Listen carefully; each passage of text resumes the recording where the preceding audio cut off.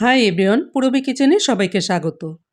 আজকে আমি এত মজার একটি রেসিপি আপনাদের সঙ্গে শেয়ার করব, তা হচ্ছে পালং শাকের রোল পেটিস। চুলায় এবং ওভেনে অল্প কয়েকটি উপকরণে খুব সহজভাবে তৈরি করে দেখাবো। পালং শাক দিয়ে তৈরি এই রোল পেটিস একবার যে খেয়েছে সে বারবার খেতে চাইবে, এত মজার। চলুন তাহলে ভিডিওটি দেখে নেই। শুরুতেই একটি ময়দার ডো তৈরি করতে হবে। তার জন্য একটি মিক্সিং বোলে নিয়েছি 2 কাপ ময়দা আর আধা চা চামচ লবণ। এবার পানি দিয়ে মাখিয়ে নেব। তার জন্য নিয়েছি 1 কাপ উষ্ণ গরম পানি। পানিটা একবারে দিব না, অল্প অল্প করে পানি দিয়ে ময়দাগুলোকে মেখে নেব। আমরা পরোটা বানানোর জন্য যেমনটা মেখে থাকি তেমনটাই মাখাতে হবে। খুব ভালো করে সময় নিয়ে মাখিয়ে নেব।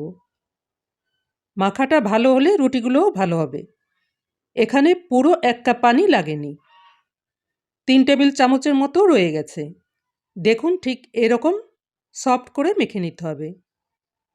সবশেষে 1 চা চামচ তেল দিয়ে আবারও 1 মিনিট মাখিয়ে নিয়েছি। এরপর ঢেকে রাখবো 15 থেকে 20 মিনিটের জন্য। এবার পেটিসের পুরটা রেডি করে নেব। তাই পুরের জন্য নিয়েছি পালং শাক। শাকগুলোকে বেছে ধুয়ে পানি ঝরিয়ে নিয়েছি। এবার কুচি কুচি করে কেটে নেব। পালং শাক দিয়ে রোলটা খেতে ভীষণ মজা লাগে।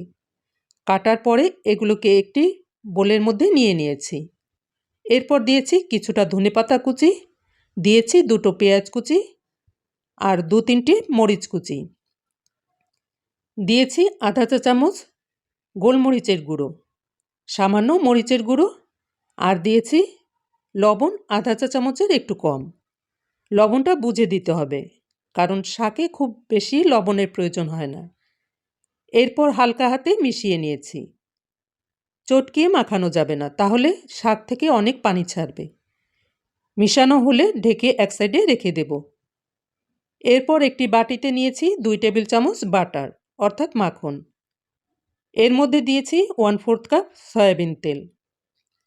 এখন এটাকে গরম করে গলিয়ে নিতে হবে। আমি মাইক্রো ওভেনে গলিয়ে নিয়েছি। এবার 15 মিনিট পরে ডোটাকে নিয়ে নিলাম। এখন আরও কয়েক সেকেন্ড মেখে নিতে হবে। মাখানো হলে ডোটাকে 4 ভাগ করে নেব। প্রথমে 2 ভাগ করলাম, পরে আরও 2 ভাগ করে 4 ভাগ করে নিয়েছি। এখন এই 4 ভাগের 1 ভাগ নিয়ে ছোট ছোট লেচি কেটে নেব। এভাবে আমি সবগুলো লেচি কেটে নিয়েছি। আমার এখানে 11টি লেচি হয়েছে। এই লেচিগুলোকে হাতের তালুতে রেখে গোল গোল করে তৈরি করে নিয়েছি। এবার একটি ট্রের উপরে লেচিগুলোকে ছড়িয়ে রাখলাম, কারণ আমরা এগুলোকে 10 মিনিটের জন্য ঢেকে রাখব। তা না হলে একটার গায়ে একটা লেগে থাকবে। এভাবে রাখার কারণে রুটিগুলো খুব সহজেই বেলতে পারবো। 10 মিনিট পরে এখান থেকে একটি লেচি নিয়ে রুটির মতো করে বেলে নিতে হবে। লেচিটাকে শুকনো ময়দায় দিয়ে বেলে নিয়েছি। আমরা যেমনটা রুটি খেয়ে থাকি ঠিক তেমনই বেলতে হবে, মোটাও না আবার পাতলাও না। এভাবে আমি সব রুটিগুলোকে বানিয়ে নিয়েছি। এরপর নিয়েছি একটি ট্রে। এই ট্রের উপরে 2 টেবিল চামচ বাটার মিশানো তেল দিয়ে চারদিকে ছড়িয়ে দিয়েছি। এখন এই তেলের উপরে রুটিগুলো রেখে দেব। তার জন্য প্রথমে একটি রুটি রেখে দিলাম। এই রুটির উপরেও 2 চা চামচ বাটার মিশানো তেল দিয়ে দিলাম এবং একটি ব্রাশ দিয়ে চারদিকে লাগিয়ে দিয়েছি। এরপর এর উপরে আরও একটি রুটি রেখে দিলাম এবং একইভাবে তেলটা দিয়ে ব্রাশ করে দিয়েছি। এভাবে সবগুলোকেই তেল মাখিয়ে নিয়েছি। এখন আবারও 10 মিনিটের জন্য ঢেকে রাখব। 10 মিনিট পরে রুটিগুলোকে নিয়ে নিলাম। এখন রোলগুলি তৈরি করে নেব। তার জন্য টেবিল বোর্ডের উপরে সামান্য তেল ব্রাশ করে নিয়েছি। এরপর এই বোর্ডের উপরে একটি রুটি নিয়ে নিলাম। এখন দেখুন আমি কিভাবে করছি। একদম সোজা রুটিটাকে 2 হাত দিয়ে চারদিক থেকে টেনে টেনে বড় করে নিতে হবে। হালকা হাতেই করা যাবে। রুটিটা হাত দিয়ে ধরলেই দেখবেন নিচের থেকে বড় হয়ে আসছে। যতটা পাতলা করা যায় ততটাই করতে হবে।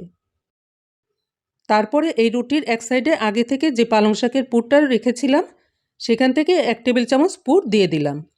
এরপর পুরের উপর রুটির এক সাইড ভাঁজ করে দিয়েছি। তারপরে অন্য সাইড ভাঁজ করে দিলাম। 2 সাইড ভাঁজ করার পরে উপরে একটি ভাঁজ দিয়ে রোলের মতো করে পেঁচিয়ে নিতে হবে। দেখুন কত সুন্দর রোল তৈরি হয়ে গেল। দেখেই নিশ্চয়ই বুঝতে পারছেন। তৈরি করার পরে একটি প্লেটের উপরে রেখে দিলাম এবং বাকিগুলো তৈরি করে নিয়েছি।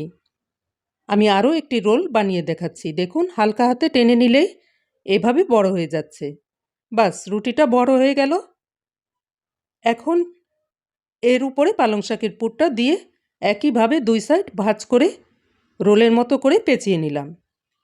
আমি পালং শাক দিয়ে করলাম, আপনারা অন্য কোনো সবজি অথবা মাংস দিয়েও করতে পারেন। চাইনিজ রান্নায় যেসব সবজি ব্যবহার করা হয় সেগুলি দিয়ে করলে ভালো হয়।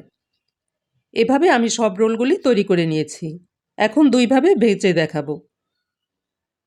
ওভেনে বেক করার জন্য ট্রের উপরে ফয়েল পেপার বসিয়ে আমি 8টি রোল রেখে দিয়েছি। বেক করার আগে রোলের উপরে তেল ব্রাশ করে দিয়েছি এবং সামান্য পরিমাণ কালো জিরে ছিটিয়ে দিয়েছি। এটা না দিলেও সমস্যা নেই। এখন ইলেকট্রিক ওভেনে 180 ডিগ্রিতে 25 মিনিট বেক করে নেব। বেক হতে থাক। এদিকে বাকি যে 3টি রোল আছে সেগুলি চুলায় ভেজে দেখাবো। তার জন্য চুলার উপরে একটি ফ্রাই প্যানে কিছুটা তেল গরম হতে দিয়েছি। তেলটা গরম হলে এক এক করে রোলগুলি দিয়ে ভেজে নেব। এই তেলটা আরও কম দিয়েও ভাজতে পারেন, আবার বেশি দিয়েও ভাজতে পারেন। দেখতে হয়তো একটু আলাদা হতে পারে, কিন্তু খেতে একই মজার। ভাজার সময় চুলার জালটা মিডিয়াম এবং লোয়ের মাঝামাঝি রেখে ভাজতে হবে। রোলের এক সাইডে যখন একটু কালার ধরেছে তখন আমি উল্টিয়ে দিয়েছি। একটু সময় নিয়ে রোলগুলিকে উল্টিয়ে পাল্টিয়ে ব্রাউন কালার করে এবং মুচমুচে করে ভেজে নেব।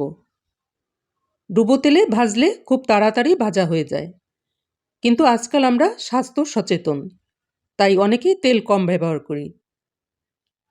যাদের ওভেন আছে তারা ওভেনে করতে পারেন, এতে করে তেল কম লাগবে। আর যারা চুলায় করবেন তারা অল্প তেলে একটু সময় নিয়ে ভেজে নিতে পারেন। এরই মধ্যে আমাদের রোলগুলি ভাজা হয়ে গেছে। এখন তেল থেকে তুলে নেব। দেখুন কত সুন্দর লাগছে দেখতে। এদিকে ওভেনেরগুলোও বেক হয়ে গেছে। এরপরে পরিবেশন করে দেখাবো। দেখলেন তো কত অল্প সময়ে, কত অল্প উপকরণে মাত্র 2 কাপ ময়দা, 250 গ্রাম পালং শাক এবং 100 গ্রামের মতো তেল দিয়ে লোভনীয় ক্রিস্পি রোল প্যাটিস তৈরি করে নিলাম। এভাবে বানিয়ে চায়ের টেবিলে, টিফিনে অথবা বাসার যে কোনো পার্টিতে পরিবেশন করতে পারেন। আমি একটি ভেঙে দেখাচ্ছি। রোলের উপরটা দেখুন কতটা মুচমুচে এবং ভিতরে পুরটা নরম। দারুণ লাগে খেতে। অবশ্যই ট্রাই করবেন। রেসিপিটি ভালো লাগলে সবার সঙ্গে শেয়ার করবেন এবং চ্যানেলটিকে সাবস্ক্রাইব করে চ্যানেলের পাশেই থাকবেন। সবাই ভালো থাকবেন, সুস্থ থাকবেন। Good bye.